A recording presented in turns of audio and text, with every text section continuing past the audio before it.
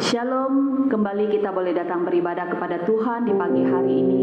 Mari kita siapkan hati dan pikiran kita untuk boleh kita datang beribadah kepada Tuhan. Mari kita bersatu teduh sejenak.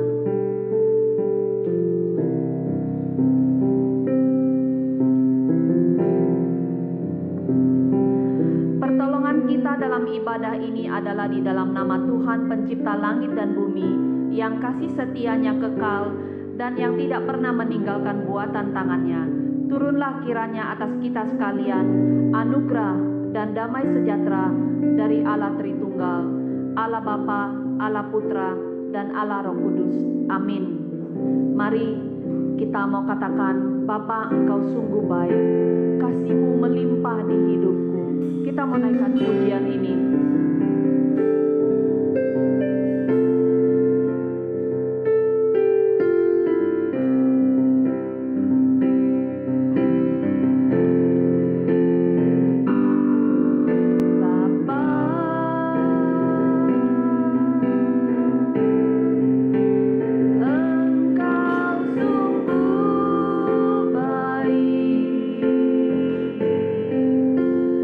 Kasih-Mu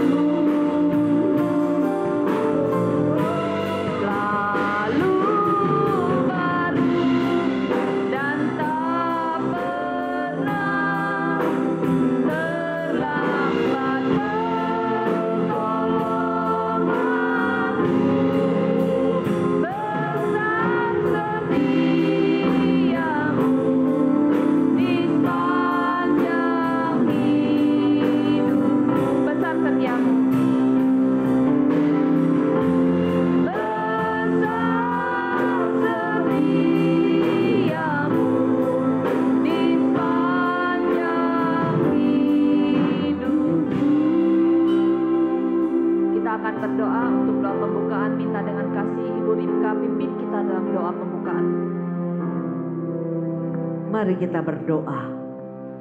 Bapa, Engkau sungguh baik. Terima kasih Tuhan. Terima kasih Yesus. Terima kasih.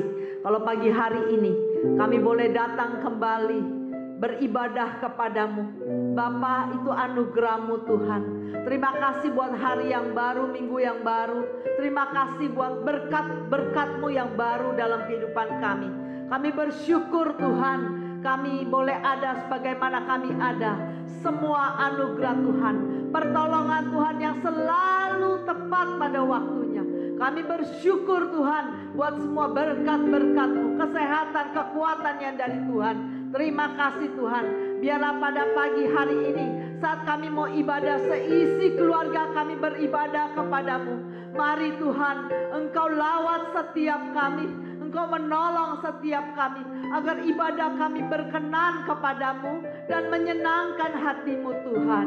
Terima kasih Bapa. Berkati firman-Mu, pesan-pesan firman-Mu buat setiap kami. Boleh menguatkan dan boleh mengasihi setiap kami, boleh mengasihi Tuhan dan lebih lagi. Terima kasih Bapa. Terima kasih, doa syukur kami pagi hari ini. Kami menyerahkan serangkaian ibadah kami dari awal, pertengahan hingga akhir. Biarlah Tuhan hadir dan Tuhan memberkati setiap kami yang beribadah. Dalam nama Yesus kami mohon doa ini dan mengucap syukur. Amin. Mari kita mau datang ke pelataran Tuhan dengan hati yang bersuka. Kita mau katakan bersyukurlah.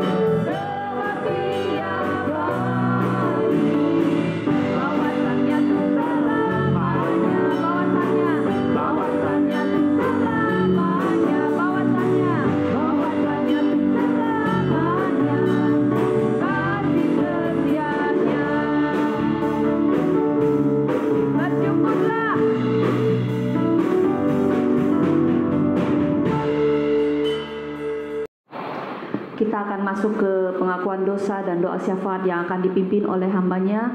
Mari kita mau siapkan hati kita untuk menaikkan doa-doa kita kepada Tuhan. Kita mau katakan, Yesus Tuhan, mulialah namamu, karena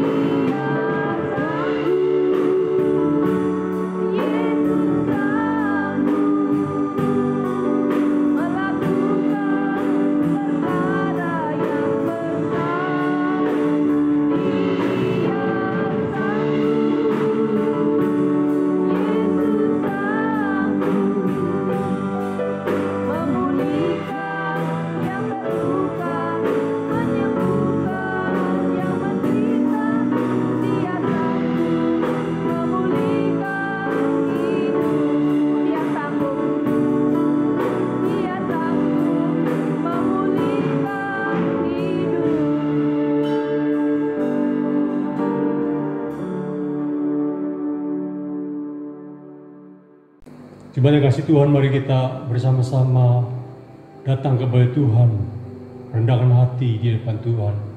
Dan sebab itu mari kita berdiam diri sebelum kita melanjutkan ibadah kita pada saat ini.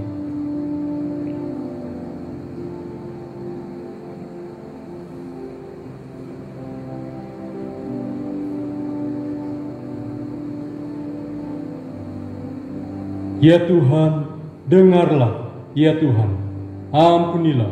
Ya Tuhan, perhatikanlah dan bertindaklah dengan tidak bertanggung. Oleh karena Engkau sendiri, Allahku, sebab kotamu dan umatmu disebut dengan namamu. Mari jemaat sekalian, kita datang kepada Tuhan. Kita mengakui kesalahan dan dosa kita di hadapan Tuhan. Tuhan, kami datang kepadamu. Siapakah kami ini yang berani untuk menghadap hadirat-Mu yang Maha Kudus? Kami adalah orang-orang yang berdosa, yang penuh dengan kelemahan. Kami adalah debu tanah yang kotor di hadapan-Mu. Apa yang bisa kami banggakan di dalam hidup kami, di dalam diri kami, kecuali hanya anugerah-Mu yang begitu besar atas kami. Ampunilah segala salah dosa kami, layakkan dan kuduskan kami, supaya pada saat ini kami menghadap hadirat-Mu, kami betul-betul dapat menikmati Engkau. Kami merasakan kehadiran-Mu, kami boleh mendengarkan suara-Mu lewat firman-Mu. Berbicara kepada kami Tuhan, supaya ibadah ini menjadi satu kebangunan rohani bagi kami. Terpuji nama-Mu, demi Yesus Tuhan yang hidup, kami berdoa. Amin. Terima kasih Tuhan, mari bersama dengan seluruh orang percaya di segala tempat dan sepanjang abad kita mengakui pengakuan iman rasuli dengan berkata demikian. Aku percaya kepada Allah, Bapa yang Maha Kuasa, Ahli langit dan bumi, dan kepada Yesus Kristus, Anaknya yang tunggal Tuhan kita, yang dikandung dari Roh Kudus, lahir dari anak darah Maria, yang menderita sengsara di bawah pemerintahan Pontius Pilatus, disalibkan, mati dan dikuburkan, turun ke dalam kerajaan maut. Pada hari yang ketiga, bangkit pula dari antara orang mati, naik ke surga, duduk sebelah kanan Allah, Bapa yang Maha Kuasa, dan dari sana Ia akan datang untuk menghakimi orang yang hidup dan yang mati. Aku percaya kepada Roh Kudus, gereja yang kudus dan am, persekutuan orang kudus, pengampunan dosa, kebangkitan tubuh, dan hidup yang kekal. Amin. Tiba saatnya kita akan mendengarkan kebenaran firman Tuhan yang akan disampaikan oleh hambanya, Lause Freeman. Mari setiap kita siapkan hati kita untuk mendengar kebenaran firman Tuhan, untuk menyambut firman Tuhan minggu ini dengan tema realita di tengah dunia berdosa. Kita mau naikkan pujian Kaulah Harapan. Bukan dengan kekuatan kita dapat menjalani hidup ini, tetapi dengan Tuhan berada di samping kita melewati ini semua. Kita mau naikkan pujian ini.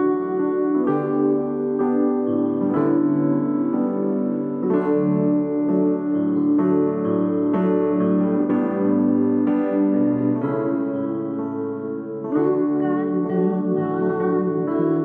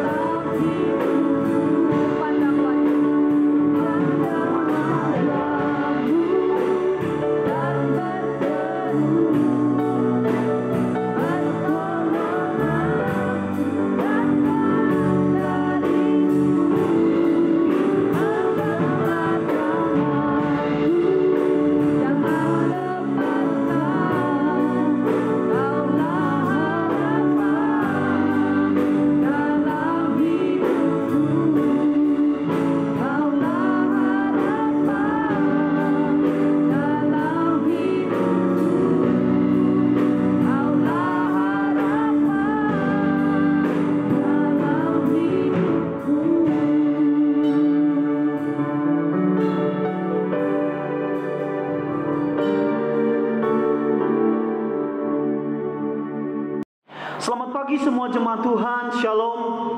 Senang sekali bisa kembali bersama-sama dengan saudara beribadah, meskipun kita melakukannya di rumah kita masing-masing dan melalui ibadah online ini. Saya percaya kasih Tuhan sungguh sempurna di dalam hidup kita. Amin. Saudara, sebelum kita masuk lebih dalam di dalam perenungan firman ini, terlebih kita meminta tuntunan Roh Kudus untuk memberikan bagi kita kekuatan di dalam mengerti dan melakukan akan kebenaran firman. Mari kita bersatu di dalam doa. Bapa di surga, kami bersyukur di hadapan-Mu di pagi hari ini diberikan kesempatan kembali untuk mendengarkan firman. Tuhan, tolong kami, berikan kekuatan bagi kami untuk mengerti dan memahami, terlebih melakukan akan kebenaran firman. Bapa di surga, ke dalam tangan-Mu juga kami menyerahkan hamba-Mu yang begitu lemah dan penuh keterbatasan. Berikan kekuatan sehingga setiap apapun yang disampaikan itu adalah isi hati Tuhan yang akan disampaikan bagi kami. Terima kasih Tuhan, karena kami telah siap untuk mendengarkan sabda-Mu. Bersabdalah bagi kami melalui hamba-Mu. Terima kasih, hanya di dalam Yesus Kristus kami berdoa dan mengucap syukur. Amin. Sekali lagi saudara, Shalom.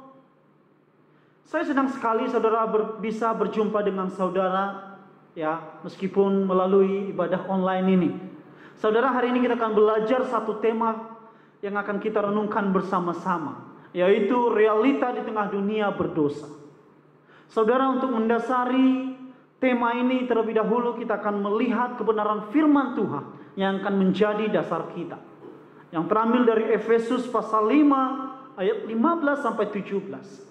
Sekali lagi, Efesus pasal 5 ayat 15 sampai 17. Saudara, saya akan bacakan bagi kita sekalian. Mari perhatikan Bapak Ibu Alkitabnya masing-masing. Ayat 15 berkata demikian. Karena itu perhatikanlah dengan saksama bagaimana kamu hidup. Janganlah seperti orang bebal, tetapi seperti orang arif. Dan pergunakanlah waktu yang ada, karena hari-hari ini adalah jahat. Sebab itu janganlah kamu bodoh, tetapi usahakanlah supaya kamu mengerti kehendak Tuhan. Realita di tengah dunia berdosa. Saudara, apa yang terlintas di benak atau pikiran saudara ketika mendengarkan kalimat ini? Apakah saudara berpikir, oh itu artinya keadaan dunia yang sudah jatuh di dalam dosa? Dan atau itu adalah satu kenyataan yang sedang dihadapi oleh manusia dan hidup di dalamnya? Maka saudara, saya berkata, saya setuju dengan jawaban itu. Karena memang begitulah adanya saudara. Saudara-saudara, sebelum lebih jauh kita membahas atau tentang memahami realita di tengah dunia ini, maka kita harus memulainya dari awal penciptaan alam semesta atau dunia ini. Saudara-saudara, alam semesta ini diciptakan tanpa bahan dasar saudara, atau yang biasa disebut create ex nihilo. Apa itu create ex nihilo? Create ex nihilo adalah ciptaan yang dari tidak ada menjadi ada. Sekali lagi, create ex nihilo adalah ciptaan yang dari tidak ada menjadi ada. Apa maksudnya semua ini saudara? Ini menunjukkan bahwa kasih Allah yang begitu besar, bahwa Allah berkuasa atas segala sesuatu, termasuk dengan adanya alam semesta ini. Ini adalah bukti sejarah saudara, peristiwa yang patut kita syukuri, karena memang ini adalah karya Allah yang begitu besar. Nah saudara-saudara, saya mengajak kita lebih dalam di dalam melihat narasi penciptaan ini saudara. Mari saudara, saya mengajak kita membuka kebenaran firman Tuhan di dalam Kejadian pasal 1 ayat 1 sampai 2. Karena dari sanalah mulanya narasi penciptaan. Saya akan bacakan buat kita saudara. Pada mulanya Allah menciptakan langit dan bumi. Bumi belum berbentuk dan kosong. Gelap gulita menutupi samudra raya dan roh Allah melayang-layang di atas permukaan air.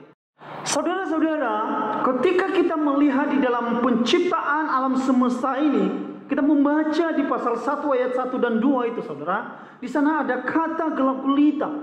Ini menunjukkan bahwa ada ketidaksempurnaan di dalamnya saudara. Kalau kita melihat di dalam kata belum berbentuk dan kosong, itu kalau bahasa aslinya adalah tohu wabohu. Tohuwabohu itu apa? Tohuwabohu itu adalah kekacauan, tiada berbentuk atau keadaan yang tak beraturan, saudara. Sekali lagi, tohuwabohu adalah kekacauan, tiada berbentuk atau keadaan yang tak beraturan. Tetapi menarik, saudara, ketika Allah berfirman di ayat yang ketiga, lalu berfirmanlah Allah, jadilah terang, maka terang itu jadi. Saudara, berbalik 180 derajat, saudara, dari yang gelap gulita menjadi terang kemuliaan Allah, menjadi ciptaan yang sempurna. Nah, saudara-saudara, ini adalah satu kejadian yang begitu besar, saudara. Kita patut bersyukur punya Allah yang begitu luar biasa, yang menciptakan alam semesta ini. Nah, mari kita lebih dalam lagi, saudara, melihat narasi bagaimana cikal bakal realita di tengah dunia berdosa ini. Sekarang kita akan masuk di dalam penciptaan manusia, saudara. Saudara, manusia diciptakan begitu sempurna dan istimewa. Saudara, ketika Allah menciptakan manusia, Allah memilih manusia menjadi alatnya untuk menguasai atau berkuasa terhadap ciptaan yang lain. Tetapi menarik, saudara, di dalam Allah memilih manusia sebagai yang berkuasa, Allah pun menuntut kesetiaan dan ketaatan yang murni. Sekali lagi, di dalam hal ini Allah menuntut ketaatan dan kesetiaan yang murni bagi manusia. Oleh sebab itu, Allah menempatkan manusia itu di Taman Eden, dan di sana pun Allah menciptakan sebuah pohon yang disebut sebagai pengetahuan, pohon pengetahuan yang baik dan yang jahat. Saudara, apa gunanya, saudara? Pohon pengetahuan yang baik dan yang jahat. Berbicara hal ini, saudara, terlalu banyak sekali para ilmuwan, orang-orang yang tidak menerimakan hal ini, mengatakan bahwa Allah itu sengaja menjebak manusia. Makanya dia menempatkan pohon itu, sehingga manusia nantinya akan memakan buahnya, dan pada akhirnya jatuh di dalam dosa. Banyak berkata Allah itu tidak konsisten. Banyak berkata Allah itu tidak maha tahu. Saudara, semua hal itu adalah tuduhan-tuduhan yang tak berdasar dan tidak bisa diterima, saudara. Saudara, analoginya seperti ini, saudara. Di dalam berbicara tentang kesetiaan atau ketaatan yang murni, ada dua pasang suami istri, saudara. Yang sepasang suaminya buta, lalu yang sepasang lagi suaminya normal. Si buta berkata kepada istrinya, "Istriku, engkau adalah bidadari yang diturunkan Tuhan dari langit. Engkau adalah satu-satunya wanita yang paling cantik, tiada yang lain. Sekalipun ada perempuan telanjang di depanku, saya tidak akan tergoda." Begitu kata si buta kepada istrinya. Lalu yang normal juga berkata demikian kepada istrinya. "Istriku, engkau adalah bidadari yang turun dari langit. Engkau adalah satu-satunya wanita yang paling cantik yang ditempatkan Tuhan bagiku. Kendati pun ada wanita telanjang di hadapanku, saya tidak akan tergoda." Saudara, pertanyaannya, di kedua suami ini manakah yang ketaatan dan kesetiaannya murni? Tentu jelas, saudara, jawabannya adalah suami yang normal. Mengapa? Karena si suami itu bisa memilih. Di depannya ada pilihan, saudara. Tetapi dia memilih untuk setia. Maka sama halnya, saudara, ketika Allah menciptakan manusia itu, Allah memberikan kehendak bebas atau free will bagi manusia untuk menentukan jalan hidupnya, untuk memilih, untuk taat dan tidak taat. Dan itulah pohon pengetahuan yang hidup tadi, saudara, menjadi dasar bagi manusia untuk menentukan, saudara. Allah tidak memaksakan. Allah tidak membuat manusia itu seperti robot. Di sanalah dibutuhkan ketaatan yang murni, saudara. Tetapi kita melihat, saudara, manusia lebih memilih berdosa dan memakan buah pohon tersebut, sehingga jatuh di dalam dosa. Saudara-saudara, kita melihat ganjaran dari dosa itu. Kepada perempuan dikatakan engkau akan susah payah untuk melahirkan. Tetapi menarik, ternyata di sana istri akan gairah kepada suami. Lalu kepada suami dikatakan, atau kepada laki-laki dikatakan engkau akan bersusah payah untuk mencari kehidupanmu, mencari nafkahmu. Bumi dikutuk akan mengeluarkan semak duri yang tidak berguna untuk manusia makan. Sehingga nanti manusia itu akan bersusah payah di dalam mencari nafkah. Saudara, ini adalah kenyataan, saudara. Disinilah awal mula kejatuhan manusia di dalam dosa. Inilah cikal bakal realita di tengah dunia berdosa, saudara. Tetapi menarik, saudara, ketika kita belajar di dalam narasi penciptaan alam semesta dan kejatuhan manusia di dalam dosa, ternyata Allah begitu agung, begitu mengasihi manusia. Di sana ada satu janji bagi manusia, saudara, yang biasa disebut proto-evangelion, awal mula janji, yang nanti merujuk kepada Yesus Kristus sebagai Tuhan dan Juru Selamat kita. Kalau kita baca di dalam Kejadian pasal 3 ayat 15, itu adalah awal mula janji pembebasan dari Allah bagi manusia. Sehingga sampai detik ini, saudara, kita masih hidup, kita masih bernafas dan menikmati kasih Tuhan. Karena Allah begitu mengasihi manusia.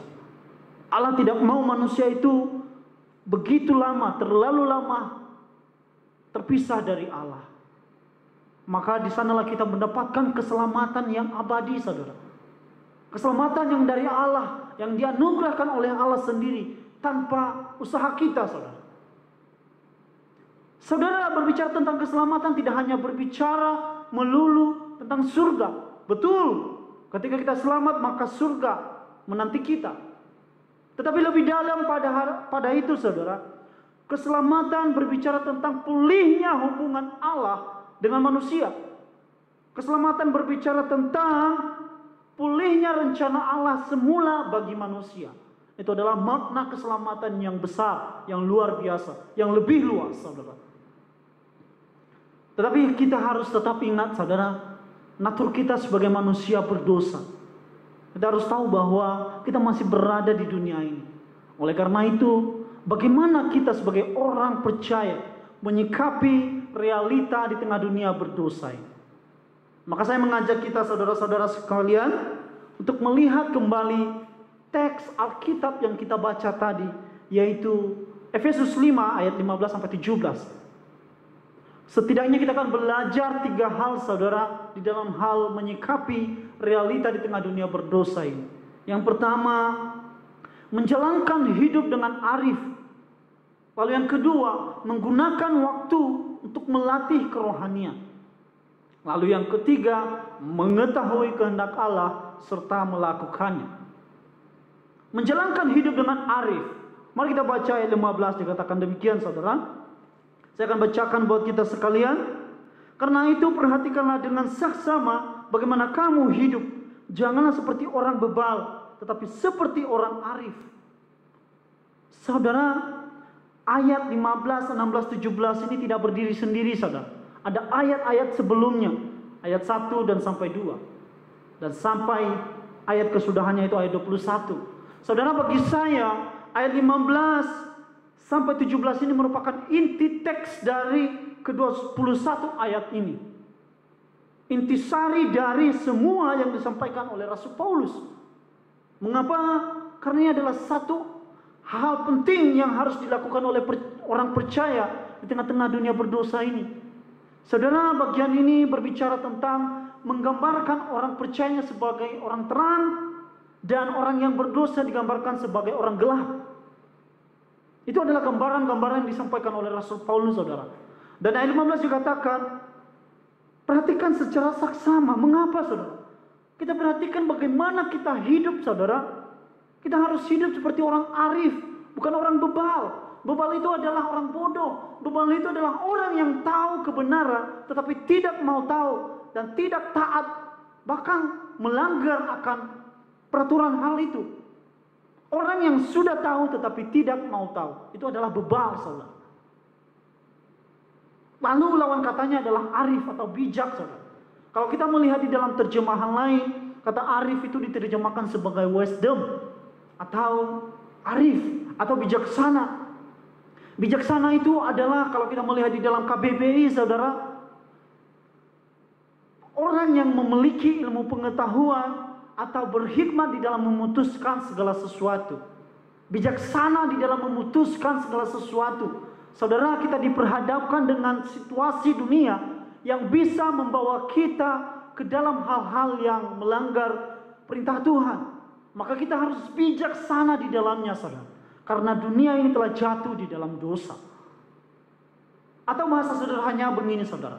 Orang arif itu adalah orang yang mampu memposisikan diri dan tidak terpengaruh terhadap situasi yang membuatnya jatuh dalam dosa. Sekali lagi, orang arif atau bijak itu adalah orang yang mampu memposisikan diri dan tidak terpengaruh terhadap situasi yang membuatnya jatuh di dalam dosa. Saudara, pertanyaannya, sejauh mana kita telah hidup bijaksana? Sejauh mana kita memperlakukan hidup kita dengan berhikmat, sesuai dengan hikmat Tuhan? Mari kita renungkan pertanyaan ini, saudara. Lalu yang kedua, saudara, menggunakan waktu untuk melatih kerohanian. Saudara, saya percaya seorang atlet internasional seperti pelari maraton, petinju dunia, pemain bola terkenal sekalipun, itu tidak lepas dari yang namanya latihan, saudara. Latihan itu sangat berguna, saudara. Saudara sekalian, saya jujur ketika saya sebelum menyampaikan khotbah ini, saya menggunakan waktu dengan sebaik-baiknya, saudara. Kala itu saya sedang menyuci, di depan saya ada baskom, 2 baskom hitam. Ya, baskom gereja. Sembari saya sedang memberus-berus pakaian saya di dalam hati berbicara, saudara, menyampaikan materi khotbah ini yang nantinya saya akan sampaikan pada hari ini. Saya menggunakan begitu waktu itu, saudara, karena saya percaya waktu itu sangat singkat bagi saya, saudara, sebagai baru pemula, masih belajar, saudara. Oleh karena itu sangat-sangat penting sekali untuk melatih kerohanian, untuk menggunakan waktu ini, saudara. Mengapa kita harus menggunakan waktu dengan sebaik-baiknya di dalam melatih kerohanian? Karena waktu-waktu ini adalah jahat. The time is evil. Rasul Paulus tahu, saudara, dia sadar betul bahwa waktu-waktu terakhirnya adalah waktu-waktu yang penuh kejahatan. Oleh sebab itu, kalau kita tidak melatih kerohanian kita, tidak menggunakan waktu itu dengan baik, maka percaya, saudara, ketika ada badai yang menghantam, saudara bisa dipastikan, saudara dan saya bisa dipastikan jatuh sedemikian rupa, saudara. Karena kenapa? Kita sedang berada di dalam zona waktu yang jahat. Saudara, di dalam Alkitab penggambaran waktu itu ada 2. Kairos dan Kronos, saudara. Kairos itu adalah waktunya Tuhan, waktu yang tidak bisa kita selami, saudara. Tetapi Kronos adalah waktu manusia yang terbatas, penuh kejahatan, saudara. Dan di dalam Kronos inilah kita berada. Di dalam waktu-waktu yang jahat inilah kita berada. The time is evil. Waktu itu adalah jahat. Waktu-waktu itu adalah jahat, saudara. Oleh sebab itu, mari, saudara, hendaklah kita mempergunakan waktu-waktu yang begitu singkat, yang begitu jahat, untuk memperlengkapi diri kita, untuk mempersiapkan diri kita terhadap pencobaan-pencobaan, terhadap godaan-godaan yang akan membuat kita jatuh, saudara. Karena dengan demikian, saya percaya ketika apapun godaan itu, kita tidak mudah jatuh, saudara. Karena kita telah melatih kerohanian kita. Kita melatih dengan bagaimana implementasi melatih kerohanian seperti apa? Dengan mendengarkan kebenaran firman Tuhan, dengan melakukannya, dengan merenungkannya siang dan malam. Di sanalah kita sedang menggunakan waktu-waktu yang sedang jahat, yang jahat ini, saudara. Saudara, sekali lagi saya mengajak kita untuk mempergunakan waktu-waktu kita untuk melatih kerohanian kita. Karena dengan demikian, saudara dan saya bisa kuat di dalam menghadapi badai terpaan dunia ini, saudara. Yang ketiga, mengetahui kehendak Tuhan, saudara, dan melakukannya. Berbicara tentang mengetahui kehendak Tuhan, banyak orang berkata seperti ini, saudara. Dapatkah manusia mengetahui kehendak Tuhan itu? Saudara, betul. Secara manusiawi, akal kita sebagai manusia yang telah jatuh dalam dosa sungguh-sungguh sangat mustahil, saudara, untuk mengetahui kehendak Tuhan itu. Tetapi kembali, saudara, karena kasih Allah yang besar, karya Allah yang besar bagi manusia yang mau mengenal dirinya, yang mau supaya manusia mengenali siapa Allahnya. Oleh karena itu, Allah menyingkapkan dirinya di dalam firman, di dalam Alkitab. Di dalam Alkitab kita bisa menemukan Tuhan, siapa itu pencipta kita, bagaimana alam semesta diciptakan, bagaimana manusia jatuh di dalam dosa. Maka saudara, prinsipnya Allah itu bisa diketahui melalui firman.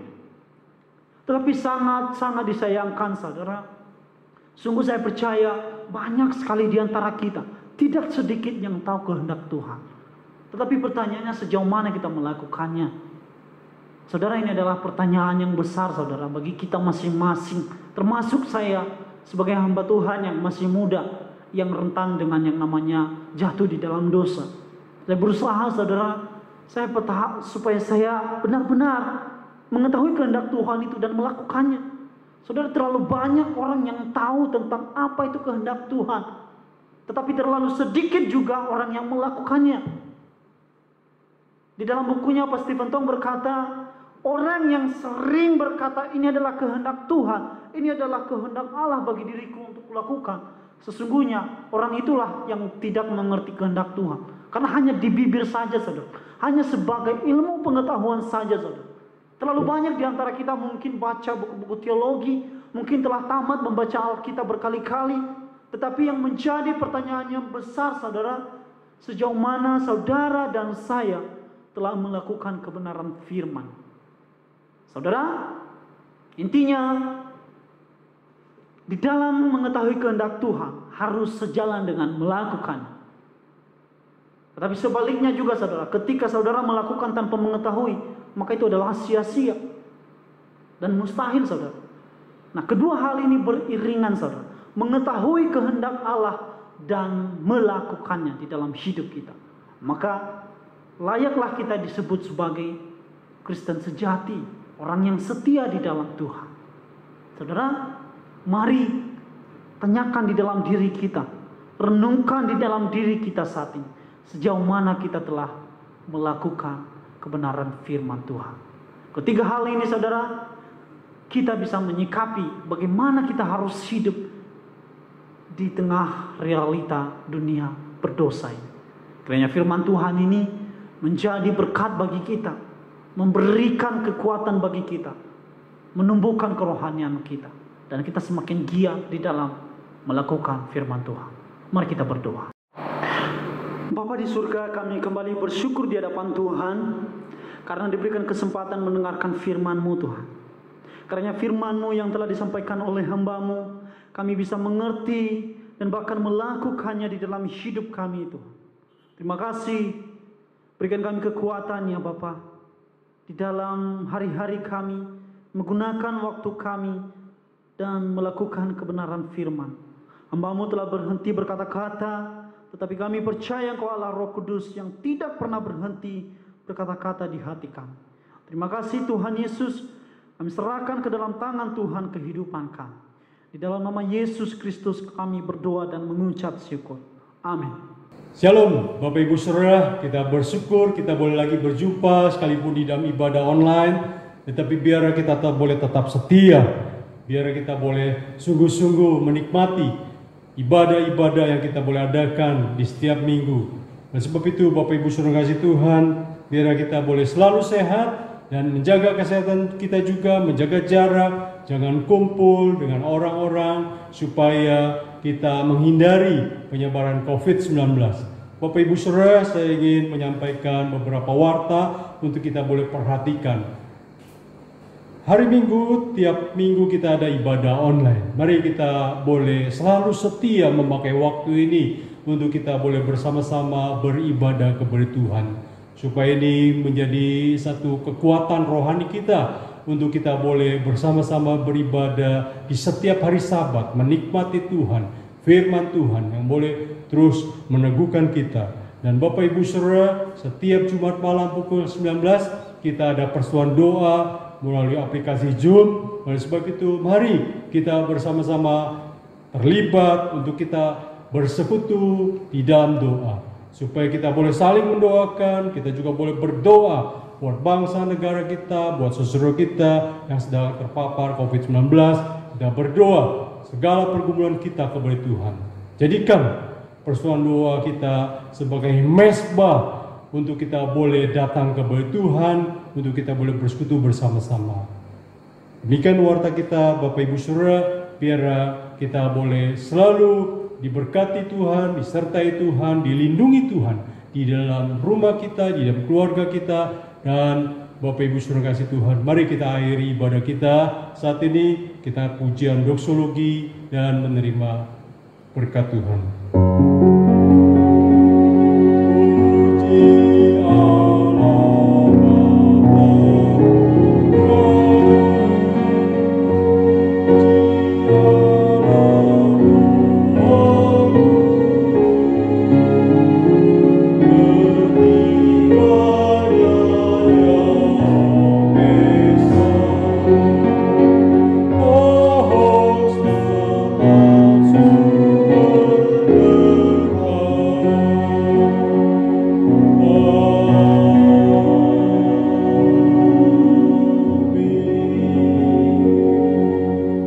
Jemaat kasih Tuhan, arahkanlah hatimu kepada Tuhan dan terimalah berkat yang daripada Tuhan.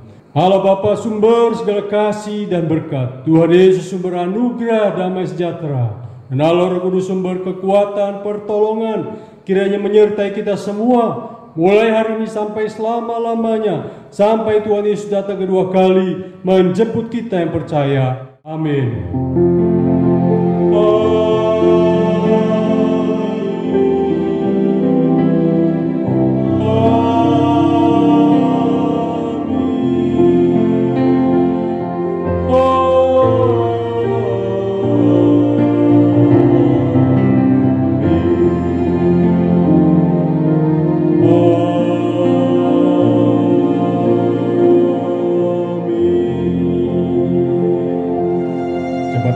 Saat teduh, Tuhan memberkati. Bagi kita sampai di sini, jangan lupa membaca Alkitab sehari 2 pasal dan merenungkan 1 ayat.